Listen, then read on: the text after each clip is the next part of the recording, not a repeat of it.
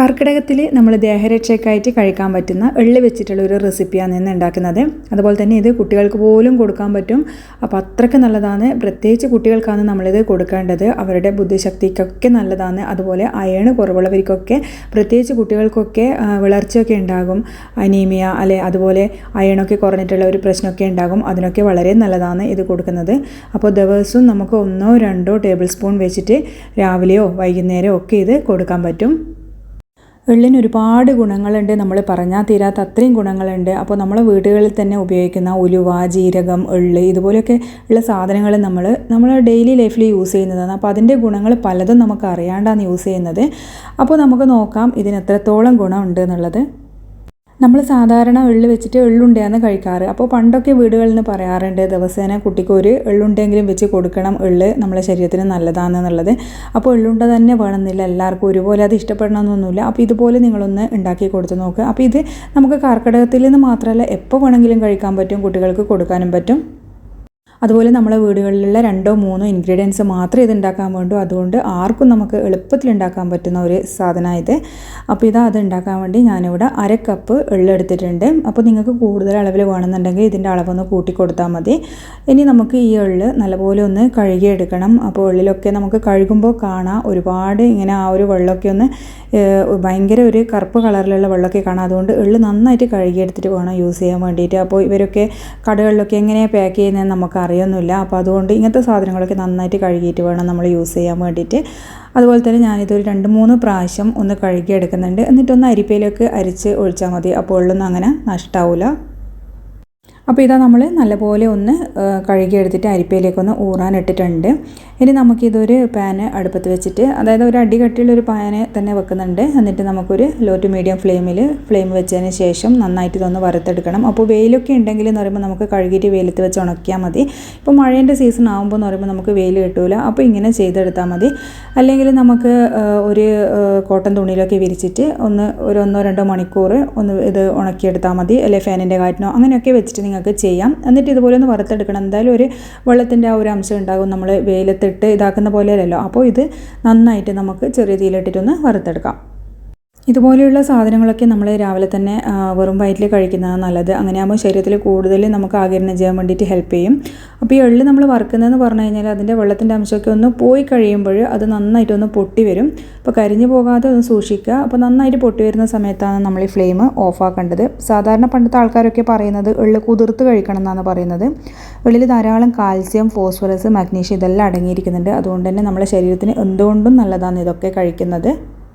ഇതിൽ കാൽസ്യം, സിങ്കും ഒക്കെ അടങ്ങിയിരിക്കുന്നതുകൊണ്ട് എല്ലിൻ്റെ ആരോഗ്യത്തിനൊക്കെ വളരെ നല്ലതാണ്. അതുപോലെ വാദം പോലുള്ള പ്രശ്നങ്ങൾക്കൊക്കെ വളരെ നല്ലതാണ്.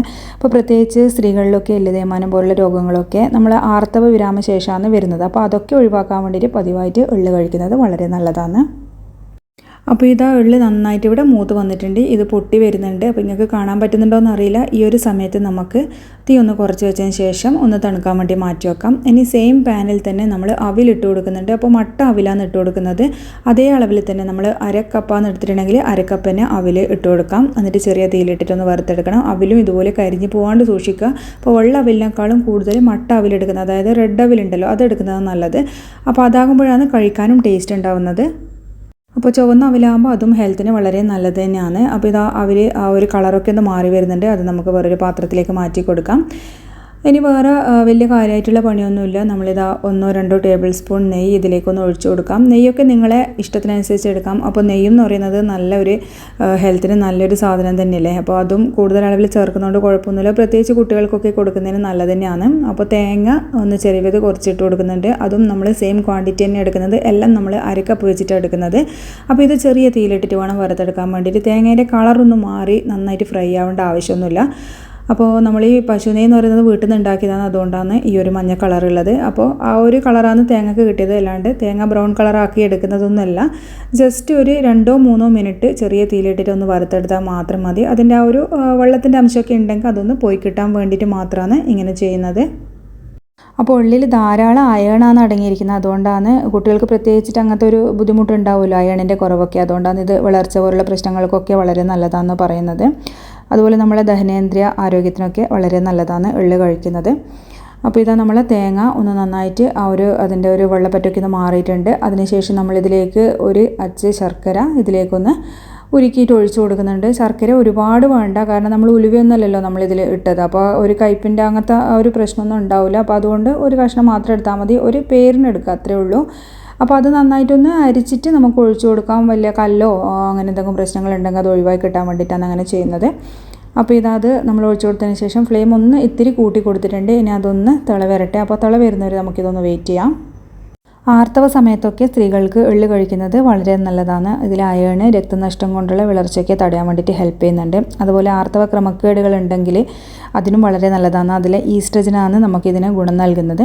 അപ്പോൾ ഇത് പെട്ടെന്ന് തന്നെ ആർത്തവം വരാൻ വേണ്ടിയിട്ട് ഹെൽപ്പ് ചെയ്യുന്നുണ്ട്. അതായത് ഈ ആർത്തവ സമയത്ത് സ്ത്രീകൾ എള്ളിനൊപ്പം ശർക്കര ചേർത്ത് കഴിക്കണം എന്നാണ് പറയുന്നത്. അതാണ് ഭയങ്കരമായിട്ട് എഫക്റ്റീവായിട്ടുള്ളത്. അപ്പോൾ നമ്മൾ തേങ്ങ ചേർത്തൊന്ന് തിള വരുന്ന സമയത്ത് നമ്മൾ നേരത്തെ വറുത്ത് വെച്ച അവിലും എള്ളും ഇതിലേക്ക് ചേർത്ത് കൊടുക്കുന്നുണ്ട്. എന്നിട്ട് നന്നായിട്ട് ഒന്ന് മിക്സ് ചെയ്യാം. ഇനി തീ കുറച്ച് വെച്ചിട്ട് വേണം ഒന്ന് മിക്സ് ചെയ്യാൻ വേണ്ടിയിട്ട്.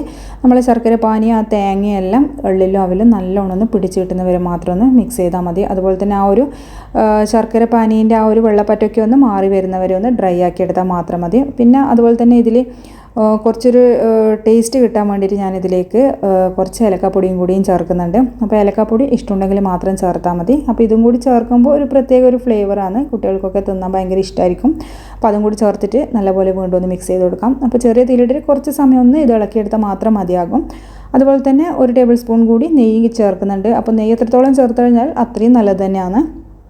അതുപോലെ തന്നെ എള്ള് കഴിക്കുന്നത് പ്രത്യേകിച്ച് ടീനേജേഴ്സിനൊക്കെ മുടി കൊഴിച്ചിലൊക്കെ ഉണ്ടാവുമല്ലേ, പെൺകുട്ടികൾക്കൊക്കെ, അങ്ങനെയുള്ള ആ ഒരു പ്രശ്നത്തിനും അതുപോലെ അവരുടെ ചർമ്മം തിളങ്ങാനും ഒക്കെ വളരെ നല്ലതാണ് എള്ള് കഴിക്കുന്നത്. അപ്പോൾ മുടി കൊഴിച്ചിലൊക്കെ നല്ലോണം അത് തടയാൻ വേണ്ടിയിട്ട് ഇത് ദിവസേന കഴിക്കുന്നതുകൊണ്ട് തന്നെ ഗുണം ചെയ്യും. അതുപോലെ പ്രമേഹം, കൊളസ്ട്രോൾ അങ്ങനെയുള്ളവർക്കൊക്കെ വളരെ നല്ലതാണ് ഇത് കഴിക്കുന്നത്. അപ്പോൾ എന്തായാലും ദിവസേന നിങ്ങൾ ഭക്ഷണത്തിൽ, പ്രത്യേകിച്ച് കർക്കിടക മാസം എന്നല്ല, എല്ലാ ദിവസവും ഭക്ഷണത്തിൽ ഒരു ടീസ്പൂണോ അല്ലെങ്കിൽ ഒരു ടേബിൾ സ്പൂണോ വെച്ചിട്ട് നിങ്ങളിത് ഭക്ഷണത്തിൽ ഉൾപ്പെടുത്താൻ വേണ്ടിയിട്ടൊന്ന് ശ്രദ്ധിക്കുക. അപ്പോൾ ഇതാ നമ്മൾ ശർക്കര പാനിയൊക്കെ നന്നായിട്ട് ഇതിൽ മെൽറ്റായിട്ട് കിട്ടിയിട്ടുണ്ട്. അപ്പോൾ ഇതൊരു ഡ്രൈ ആയിട്ടാണ് ഉണ്ടാകുക. ഈ സമയം നമുക്ക് ഫ്ലെയിം ഓഫ് ആക്കാം. ഇനിയിപ്പോൾ ഇത് നമുക്ക് ഉണ്ടയാക്കണം എന്നുള്ള ആ ഒരു പരുവത്തിലൊന്നും കിട്ടൂല. ഇത് നമ്മൾ സ്പൂൺ വെച്ചിട്ട് കോരിക്കഴിക്കുകയാണ് ചെയ്യുന്നത്. അപ്പോൾ ഇത് കുറച്ചൊന്ന് തണുക്കാൻ വേണ്ടിയിട്ടൊന്ന് മാറ്റി വെക്കുന്നുണ്ട്. അപ്പോൾ രാവിലെയോ രാത്രിയോ നമുക്ക് കിടക്കാനാകുമ്പം വേണമെങ്കിൽ രാത്രി കഴിക്കാം, അല്ലെങ്കിൽ രാവിലെ വെറും വയറ്റിൽ 1-2 ടേബിൾ സ്പൂൺ വെച്ചിട്ട് നമുക്ക് കുട്ടികൾക്കും കൊടുക്കാം, നമുക്കും കഴിക്കാം. അപ്പോൾ ഇതാ ഞാനൊരു പാത്രത്തിലേക്ക് ഇങ്ങനെ മാറ്റി കൊടുക്കുന്നുണ്ട്. അപ്പോൾ നിങ്ങൾ നന്നായിട്ട് തണുത്തതിന് ശേഷം ഒരു ബോട്ടിലൊക്കെ മാറ്റി കൊടുക്കാം. അപ്പോൾ ബോട്ടിൽ നല്ലോണം ഒന്ന് കഴുകിയിട്ട് തുടച്ച് ഉണക്കിയെടുത്ത ബോട്ടിൽ വേണം സൂക്ഷിക്കാൻ വേണ്ടിയിട്ട്. ഇതിപ്പം കുറച്ചൊരു അരക്കപ്പ് വെച്ചിട്ടല്ലേ നമ്മൾ ഉണ്ടാക്കിയത്, അതുകൊണ്ട് നമുക്ക് ഏകദേശം ഒരാഴ്ചയൊക്കെയാണ് നമുക്ക് കഴിക്കാൻ പറ്റുള്ളൂ.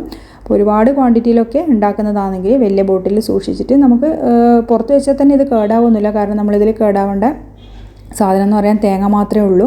അപ്പോൾ തേങ്ങ നമ്മൾ നന്നായിട്ട് ശർക്കര പാനിയിലൊക്കെ ഇട്ട് തിളപ്പിച്ചെടുത്താണ്, അതുകൊണ്ട് വലിയ കുഴപ്പമൊന്നുമില്ല. അപ്പോൾ നമുക്കത് കുറച്ച് 1-2 ആഴ്ച പുറത്ത് തന്നെ വെക്കാം. ഒരുപാട് ക്വാണ്ടിറ്റിയിലൊക്കെ ആക്കുന്നതാണെങ്കിൽ ഫ്രിഡ്ജിൽ നമുക്ക് സൂക്ഷിച്ച് വെക്കാനും പറ്റും. അപ്പോൾ എല്ലാവരും ഇതുപോലെ ഒന്ന് തയ്യാറാക്കിയിട്ട് നിങ്ങളും കഴിക്കുക, അതുപോലെ കുട്ടികൾക്കും കൊടുക്കുക. വീഡിയോ ഇഷ്ടമായാൽ ഷെയർ ചെയ്യാനും ലൈക്ക് ചെയ്യാനും അതുപോലെ സബ്സ്ക്രൈബ് ചെയ്ത് സപ്പോർട്ട് ചെയ്യാനും മറക്കരുത്. താങ്ക്